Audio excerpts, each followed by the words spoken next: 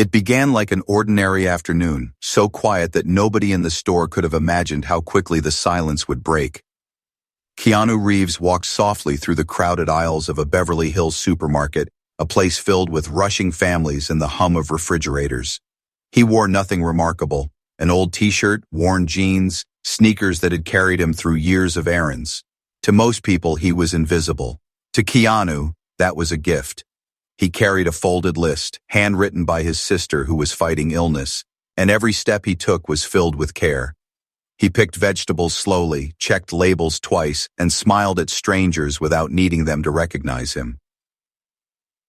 Near the produce stand, a child tripped and knocked over a pile of apples. The fruit scattered like marbles across the tile.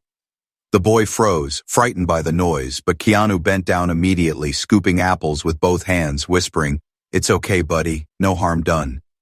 The boy's mother looked up, overwhelmed with her two children, and breathed out a quiet thank you. Keanu only nodded, as if helping was nothing at all. To him, it was just human. To those who saw, it was kindness, but in the noise of life, kindness is often overlooked.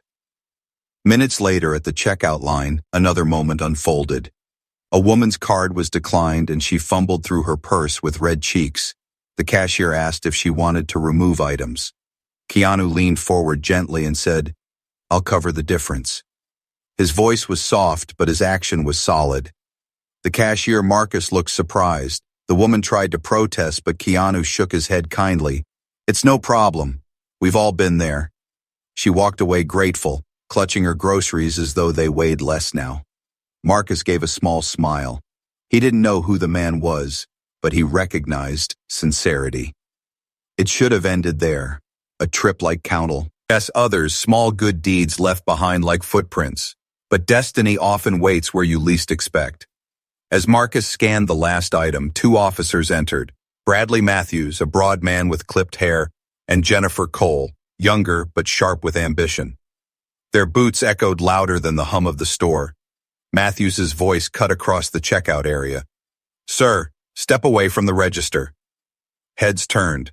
Shoppers stilled. Phones came out, lenses rising like watchful eyes. Keanu looked up, calm but confused. "I'm sorry. Is there a problem?" "We received a report of suspicious activity," Matthews declared, his tone rehearsed. "I'll need to see identification." He extended his hand not just for an ID, but for control.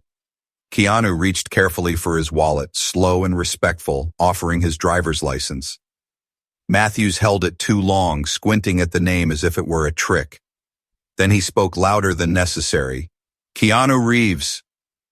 The words rolled into the crowd, murmurs spread, some gasped, some lifted their phones higher. Fame had been announced like a charge in court. Officer Cole stepped forward, notebook in hand. "We've had multiple complaints," she said crisply.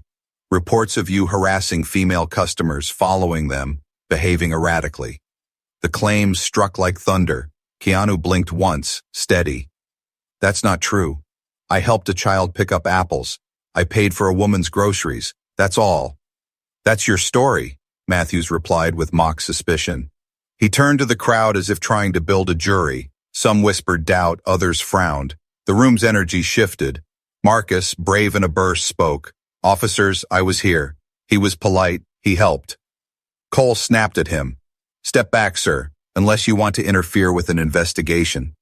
Marcus froze, lips pressed tight. Keanu stood tall, though his posture softened to keep the peace. "If there's any doubt, please check the security footage. It will show everything clearly." Cole dismissed it instantly. Video can be misleading. Eyewitness accounts are stronger. But the crowd murmured louder. "Check the cameras. He didn't do anything. He was kind."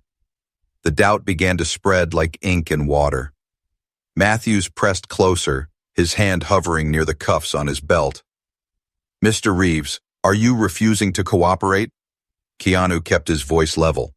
"No, I am cooperating fully, but I would like to understand what I'm accused of, and I request my right to an attorney."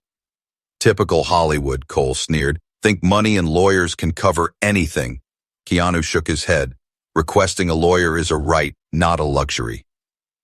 The crowd leaned in, caught between disbelief and outrage. Phones filmed every angle, their red lights glowing like witnesses who would never forget.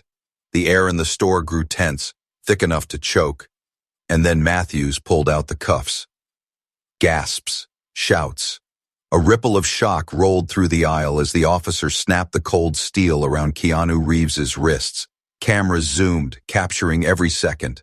For 7 minutes, the world would hold its breath, watching as dignity met power and truth prepared to fight back. The sound of the handcuffs echoed louder than the sliding doors at the store's entrance. For a heartbeat, no one breathed. Then the silence broke into 100 whispers, then gasps, then the low hum of phones capturing history in real time. A teenager near the snack aisle was already live streaming, her screen flashing with rapid comments. Wait, that's Keanu Reeves? And he didn't do anything. Keanu did not flinch. He lowered his head slightly, not in defeat but in thought, like a man steadying himself on uneven ground. His calmness was a contrast to the rising tension around him. His wrists stung with cold steel, yet his voice was measured. Officers, please, before you drag me outside, review the security footage. It will show exactly what happened. Officer Cole crossed her arms. Video can be misleading. Eyewitness reports are stronger. She spoke loudly, almost as if rehearsed. The crowd shifted uneasily. A mother whispered, "But I saw him help my son pick up apples." A cashier added under his breath, "He paid for her groceries." Each small truth was like a spark in dry grass. Robert, the store manager, nervously adjusted his tie. He had been silent too long, but the pressure of dozens of eyes pushed him forward. "Officers," he stammered, "we have full coverage in the store, multiple angles. If we review them now—" "Not necessary," Cole snapped. But her interruption rang hollow. The crowd had begun to murmur louder. "Check the tape. Show the footage. What are they hiding?" The store was no longer neutral ground. It was becoming a courtroom. Marcus, the young cashier, felt courage rising like a tide. "With respect, I was here the whole time. Mr. Reeves didn't harass anyone. He was polite. He even covered that woman's bill." His words carried weight. He wasn't famous, but he was present. The crowd leaned toward him as if he were testifying from the stand. Cole's eyes narrowed. "Sir, are you interfering with a police investigation?" The threat hung in the air, sharp as glass. Marcus faltered, but then something unexpected happened. An elderly man leaning on a cane stepped forward. His voice was gravelly but firm. "Young man, don't be afraid. Tell the truth. I saw it too. He helped the boy. He paid for the woman. That's all." The atmosphere shifted. People in the aisles, once silent, began nodding, whispering agreement. The balance of power was changing, not because Keanu raised his voice, but because ordinary witnesses chose honesty over fear. Robert, trembling but resolved, finally led the way to the office monitor. Customers followed like a procession. Cole tried to block the door. "This isn't procedure." But 3 shoppers stood in her way. "It's our store. It's our right to know." The grainy footage rolled on screen. The crowd watched as the truth unfolded in quiet clarity. Keanu kneeling with the child, his hands full of apples, his voice gentle. Keanu handing cash to Marcus with a small smile. Keanu waiting patiently as an older man chose his deli meat. Every second contradicted the accusations. The silence that followed was heavier than the cuffs on Keanu's wrists. Cole muttered, "Video can be taken out of context." The elderly man answered simply, "So can words." At that moment, Matthew's radio crackled to life. "Unit 47, status update on the Reeves situation. Command wants details immediately." The word Reeves, spoken clearly by dispatch rippling through the air, was the final crack in the wall.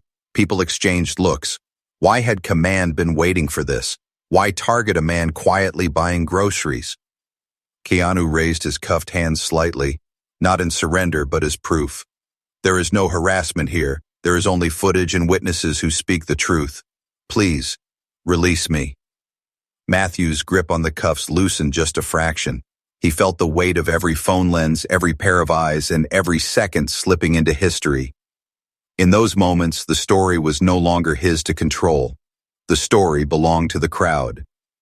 And in that crowded supermarket, the first cracks appeared in the false narrative. Small truths had become loud enough to shake the ground beneath authority. The world had begun to see through the smoke. The 7 minutes were not yet over, but justice was starting to breathe. The supermarket no longer sounded like a place of shopping. It sounded like a theater. The buzz of voices, the soft click of recording phones, and the faint hum of security monitors turned the space into something bigger than groceries. It was a stage where truth and power wrestled under the harsh lights. Keanu stood calm, his wrists heavy with cold cuffs. He didn't pull or resist. He knew that dignity often spoke louder than defiance. The crowd had seen the video. They had seen kindness, not crime, yet Matthews and Cole stood rigid, refusing to let go of the story they had built. Pride can be a chain stronger than steel. Then, from the back of the store, a new voice broke through the silence. "Officer Matthews?" Everyone turned. It was Lena, a young employee from produce, her apron still dusted with fruit stains. She looked nervous, but her eyes were steady. "You stopped my brother last year. He wasn't guilty of anything. You told him to keep his head down if he wanted to stay out of trouble. He came home scared that night. He never forgot your words." The room shifted again. Whispers spread like ripples. Matthew's face flushed crimson. His jaw clenched, but he said nothing. Keanu lifted his cuffed hand slightly, not as a gesture of power, but as a reminder. This is not new. This is a pattern. The manager, Robert, glanced back at the monitors, heart pounding. He rewound footage from a different angle. There, clear as day, were two men near the entrance. Strangers no one had noticed before. They leaned close, whispering into a phone, pointing discreetly toward Keanu as he stood by the produce section. Their faces were partly shadowed, but one belt glinted with a badge, not police, but private security. The crowd leaned closer, eyes narrowing. Why would private security be here? Why point out a man simply picking apples? A teenager whispered to her stream, "This was a setup. Someone wanted this." Her chat exploded. "Conspiracy! Check the tape again." Marcus, still behind the register, added courage to the growing storm. He printed transaction logs and held them up. "Here, timestamps. He paid for that woman's groceries. It matches the footage exactly. There's proof, paper and video." His hands shook, but his voice did not. Cole scoffed, but the room no longer believed her.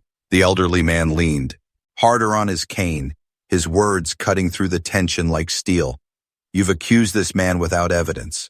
Now you ignore the evidence that clears him. That is not justice. That is pride." Matthew's grip on the cuffs trembled. His authority, once towering, now looked brittle under the weight of so many eyes. Keanu studied him calmly, not with anger but with quiet understanding. He spoke softly, so that everyone leaned in to hear. "Officer, these cuffs don't prove guilt. They only prove haste. You have the chance right now to choose again." The crowd waited. Phones captured every second. The two officers glanced at each other, but Cole's glare faltered under the pressure of so many witnesses. Matthew's hand still holding the cuffs felt heavier by the second. Finally, with a sigh that sounded almost like defeat, he clicked one side open. The first cuff fell away. A murmur swept through the crowd. He released the second. The metallic snap of freedom was softer than the arrest had been, but it echoed farther. Keanu did not pull his hands back sharply. Instead, he let Matthews remove the cuffs with dignity, sparing him further humiliation. Then, in a gesture that silenced even the loudest whispers, Keanu placed a steady hand over his heart and gave a slight bow, not to the officers, not to the cameras, but to the truth itself. The crowd exhaled together. For the first time in those long minutes, hope returned to the room. And though the cuffs were gone, the story was far from over. The video of two shadowed men and the mysterious call hinted at something deeper, something planned. The supermarket had become more than a stage. It had become the beginning of an unraveling.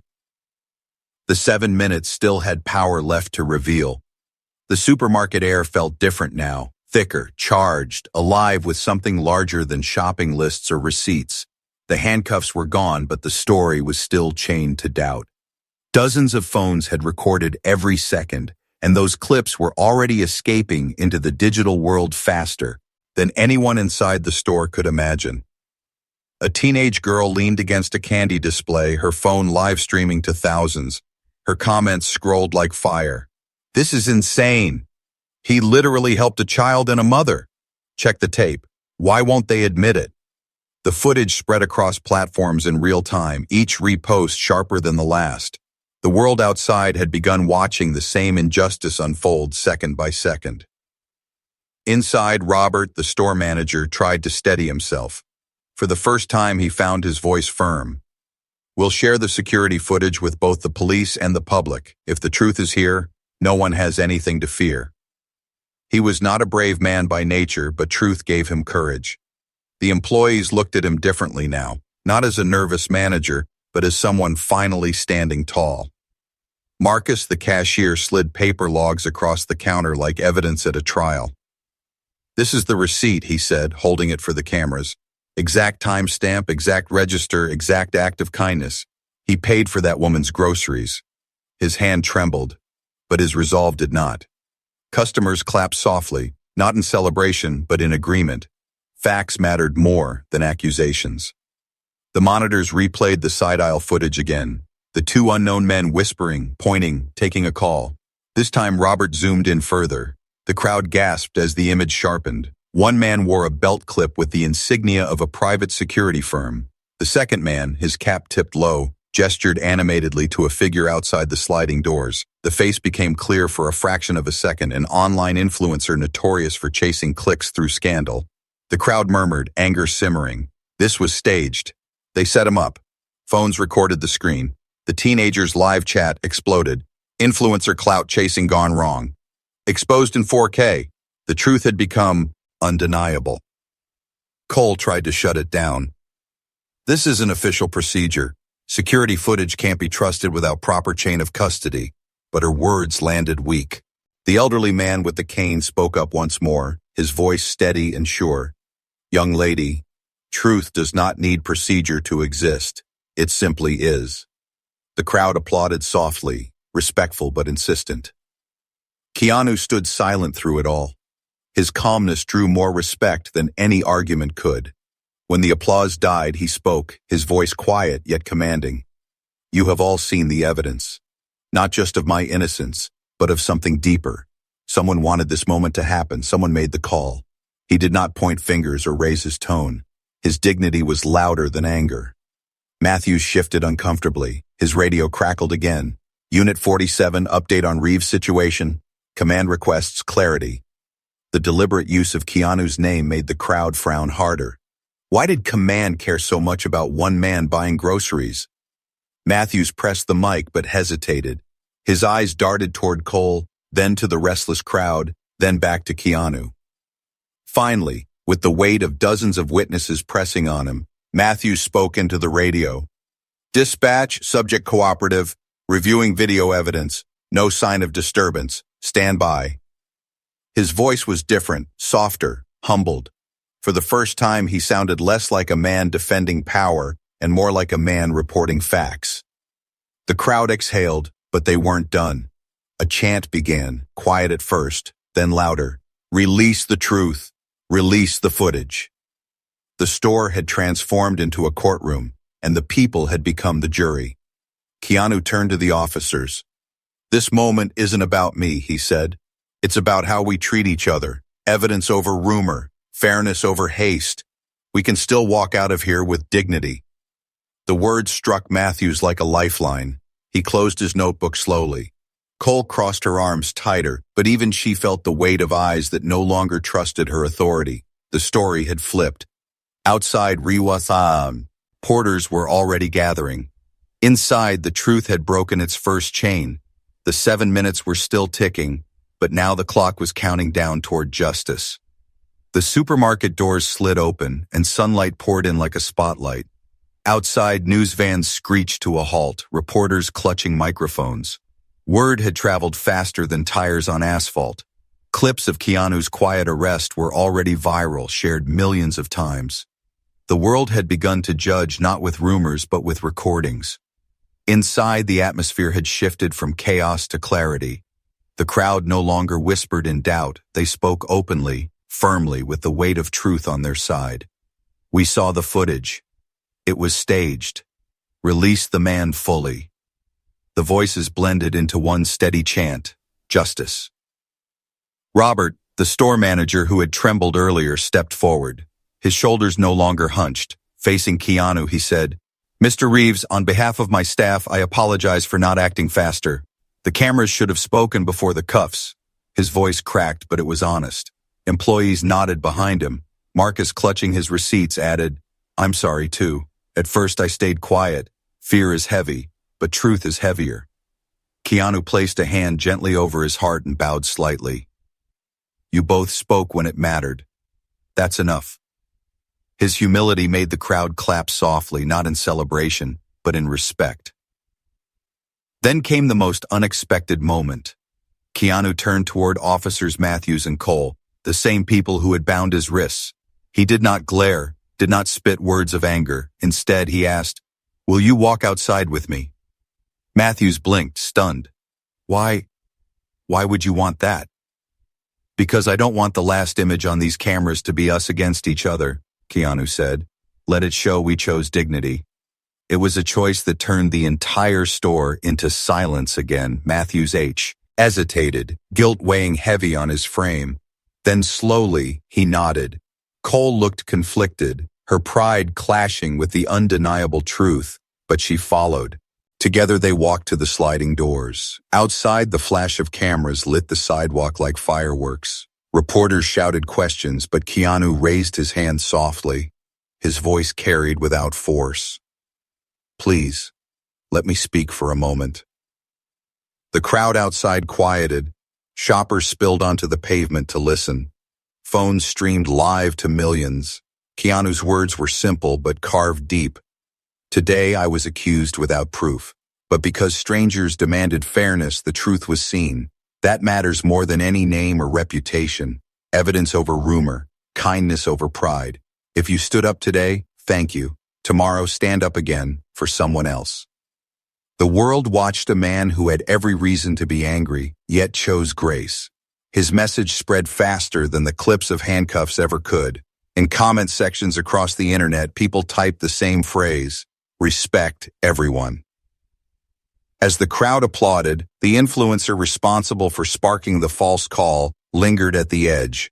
He tried to provoke, shouting a cruel question meant to ignite chaos, but Keanu only turned and asked softly, "Are you okay?" The question pierced deeper than accusation. The influencer froze, exposed by kindness he hadn't expected. Cameras caught his discomfort, and the world saw his motive collapse. Consequences followed quickly, but not cruelly. The private security company opened an internal review. The influencer's sponsors suspended contracts. Online, the clips of staged whispers near the produce section became evidence too powerful to spin. The police department announced that training on evidence review would be updated immediately. None of it came from rage, it came from accountability. Back inside, the elderly man who had spoken truth from his cane bought a single apple. He carried it in a paper bag, holding it carefully, as if the fruit itself had witnessed too much to be treated roughly. Lena called her brother, telling him, "People did stand up today." His reply was short but full of hope. "Maybe next time, it will be me." The crowd thinned, but the memory lingered. Sunlight fell across the linoleum floors, turning an ordinary grocery store into a place where justice had bent without breaking. The 7 minutes were nearly over, but their ripples had only begun. By evening, the store was almost empty. The crowd had drifted away, but the weight of what happened lingered in the air like smoke after a fire. Shelves stood the same, aisles neat again, yet everyone who had been there knew the place was forever marked. It wasn't just a supermarket anymore. It was a stage where truth had spoken louder than authority. Robert locked the office, holding the security logs like sacred pages. He whispered to himself, "Next time, I won't wait. Next time, I'll act at once." His voice wasn't for anyone else. It was a promise to his own conscience. Marcus lingered by his register, slipping the receipt copy into a folder he labeled Reminders. He wasn't saving it for court. He was saving it for courage, for the next day someone tried to twist kindness into crime. Fear is heavy, he had said earlier. Now he understood something deeper. Courage doesn't erase fear, it just speaks anyway. Lena texted her brother. People stood up today. The crowd didn't stay silent. A few minutes later, his voice message buzzed back. His words were rough but hopeful. Maybe the world is learning. Maybe next time I won't be so alone. She smiled through tears. Sometimes justice is not a roar. It's a ripple. The elderly man walked out slowly, his paper bag cradling one apple. He carried it with such care, as though fruit had become a witness to history. His cane tapped against the tile with rhythm, each step a reminder that truth walks slow, but steady. And then there was Keanu. He left quietly as he had arrived, a simple bag of vegetables and ginger strapped carefully to his motorcycle. He had spoken no angry words, made no demands, but his calm had become the loudest message of all. Before starting the engine, he turned once toward the store. The sliding doors reflected the last orange of sunset, and in that glow, the memory of strangers uniting for justice felt like something holy. Not far away, Officers Matthews and Cole stood by their cruiser, their uniforms heavier now than when they walked in. Matthews stepped forward awkwardly. "Mr. Reeves," he began, voice low, "I'm sorry. I thought speed was strength. I forgot evidence is stronger." His words were not polished, but they were real. Keanu met his eyes without judgment. "Thank you for removing the cuffs," he said simply. No lecture, no sting, just acknowledgement that correction still mattered. Cole shifted uncomfortably. "We should have checked the cameras first." "You did," Keanu reminded her, his tone steady but kind. "And you changed course. That's what matters." It was not forgiveness dressed as weakness. It was accountability offered as a door. The handshake that followed was brief but powerful. Dozens of cameras caught it, and in hours that single image would spread farther than the handcuffs ever had. The teenage streamer posted her final clip, her voice tired but proud. "Today we learned how to use our phones to protect someone, not destroy them." Her comments filled with small promises from viewers around the world. "Next time I'll speak up. I'll wait for the evidence. Respect first, judgment last." By nightfall, the supermarket looked ordinary again, but the internet did not. Hashtags trended. #respect. Everyone. #truth first. #justice. In 7 minutes, people weren't sharing just a scandal, they were sharing a lesson. Keanu's motorcycle purred as he rode into the dark Los Angeles streets. No flashing lights, no celebration, just the quiet dignity of a man who never needed to prove he was strong, because kindness had already done it for him. The moral was simple but unshakable. Respect everyone. Verify before you accuse. Stand up calmly when lies appear. Instant karma isn't about cruelty. It's about truth arriving on time. And on that day, truth had arrived right on schedule.